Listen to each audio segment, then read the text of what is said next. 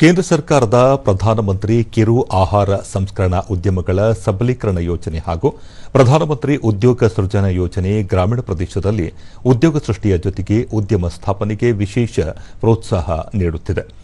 ಶಿವಮೊಗ್ಗ ಜಿಲ್ಲೆಯಲ್ಲಿ ಈ ಯೋಜನೆಗಳ ಬಗ್ಗೆ ಉದ್ಯಮ ಮತ್ತು ಉದ್ಯೋಗ ಸೃಷ್ಟಿಗೆ ಬ್ಯಾಂಕಿಂಗ್, ಹಣಕಾಸು ತಜ್ಞರು ಹಾಗೂ ಜಿಲ್ಲಾ ಸಂಪನ್ಮೂಲ ವ್ಯಕ್ತಿಗಳು ಕಾರ್ಯಾಗಾರಗಳ ಮೂಲಕ ವಿಶೇಷ ಜಾಗೃತಿ ಮೂಡಿಸುವ ಅಭಿಯಾನ ನಡೆಯುತ್ತಿದೆ. ಪಿಎಂಎಫ್ಎಂಇ ಹಾಗೂ ಪಿಎಂಇಜಿಪಿ ಯೋಜನೆಗಳ ಅಡಿ ಸಾಲ ಸೌಲಭ್ಯ ಪಡೆದ ಯುವ ಜನರು ಬೇಕರಿ, ಶುದ್ಧ ನೀರು ಸಂಸ್ಕರಣೆ ಇತ್ಯಾದಿ ತಯಾರಿಕಾ ಘಟಕಗಳನ್ನು ತೆರೆದು ಹಲವು ಮಂದಿಗೆ ಉದ್ಯೋಗ ನೀಡುವ ಜೊತೆಗೆ ಸ್ವಾವಲಂಬನೆಯ ಬದುಕು ರೂಪಿಸಿಕೊಂಡಿದ್ದಾರೆ.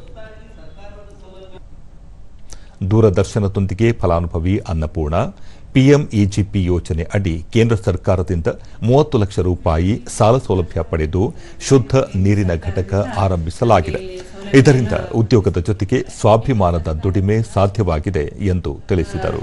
ಪಡೆದುಕೊಂಡಿದ್ದೇವೆ. ಇದರೊಳಗೆ 10 ಜನರಿಗೆ ಕೆಲಸವನ್ನು ಕೊಟ್ಟಿರುತ್ತೇವೆ. ಎಲ್ಲರೂ ಕೇಂದ್ರ ಸರ್ಕಾರದಿಂದ ಅನುಕೂಲಗಳನ್ನು ಪಡೆದುಕೊಳ್ಳ.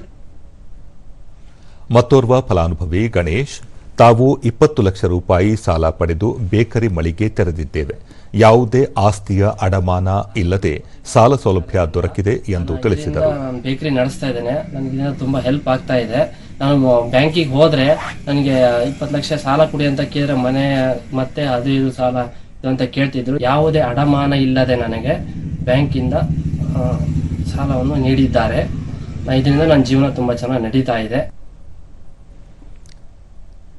ಉದ್ಯಮ ಮಿತ್ರ ಸಂಸ್ಥಾಪಕ ಹಾಗೂ ಪಿಎಂಎಫ್ಎಂಇ ಜಿಲ್ಲಾ ಸಂಪನ್ಮೂಲ ಅಧಿಕಾರಿ ನವೀನ್ ಕುಮಾರ್, ಎರಡೂ ಯೋಜನೆಗಳು ಉದ್ಯಮ ಸ್ಥಾಪನೆಗೆ ಅತ್ಯಂತ ಪೂರಕವಾಗಿವೆ. ಅಲ್ಲದೆ ಸಾಕಷ್ಟು ಸಬ್ಸಿಡಿಗಳು ಲಭ್ಯವಿದೆ ಎಂದು ಮಾಹಿತಿ ನೀಡಿದರು.